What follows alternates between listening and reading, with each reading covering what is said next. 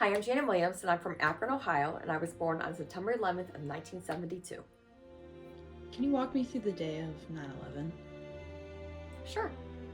Okay, so that day was pretty much like any other day. It was just a weekday. So I got up that morning. It was my birthday. So I planned on going to work like normal. And your father and I, we were engaged. That was the year we were supposed to get married, and so we were probably a couple weeks out from our wedding day.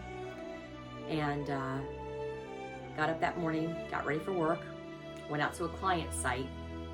I actually worked in downtown Akron at that point in time in a high-rise building. It was the First National Bank of Ohio, downtown Akron.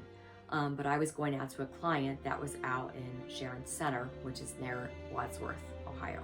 And I was out in an office working, and a bunch of people out there were in a conference room, and they happened to have the television on. I don't remember what time it was in that morning. I don't remember what time like all of the events actually started. All of a sudden there was a lot of commotion, and people just kind of like surprised and starting to yell for other people to come into the conference room. And of course I'm back in an office doing my job because I'm at a client site.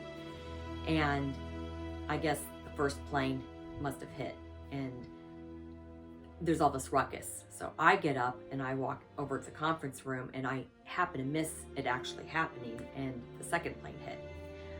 Well, at that point, no one really knew what was going on. My office, in the meantime, actually called out to the client office because they started contacting anybody that was not in the office at that point in time. Because as this all was unfolding, there was a lot of concern for anybody that was in a high-rise building in any major city. So Akron, Ohio, Cleveland, Ohio, businesses around here that were in major cities, that were in high-rise buildings, there was concern because at that point, anybody would be deemed to be a high-risk area. So they were advising anybody to leave their offices that day and go home.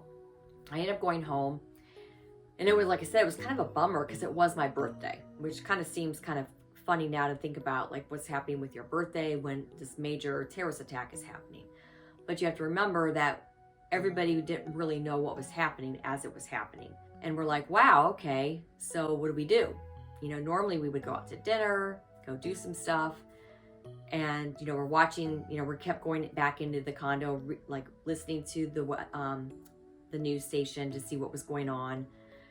And you're all in shock, right? You're watching this unfold. You don't know what's happening. You don't know why these planes hit. You're watching the aftermath of people trying to get saved. It's total chaos. We ended up going to dinner at a restaurant nearby, and it was really weird because we walked in, no one was there. And it was like me, your dad, and like two other people that actually were there for dinner that day. So we had our dinner, and then afterwards we just kind of like went back home. So it was just very weird. Everything was like, people didn't know what to say, didn't know how to act. So can you tell me about the days after 9/11? Everyone was just kind of like in a shock. No one really knew. Again, they were trying to discover like who started it, why did it all happen. I mean, I feel like everybody came together. I felt like people like try to look out for each other more. But again, everybody was just very suspicious. So how did America come together after 9/11? I think people were just more willing to help more than they had been before. People get in a habit of just going about their daily lives, and then you have something like a terrorist attack, right? It's something that you would never expect until it happens. You just don't think about it. I think it just made people realize how important being around, you know, your loved ones, helping each other out. So you had a big rally for people helping each other, and had just like neighborhood groups and just people traveling to help each other. There was just a lot of community, people traveling to help. After all these years, it's such a fresh memory for many people that actually lived it. And it's interesting that it's something that kids today still learn. It just really was a huge impact to America, and it's one of those things that will never be forgotten. I think it's important that people remember. I think it's important that people go and visit the memorial and the site if they can. It shouldn't be forgotten. It should be something that people always just think about.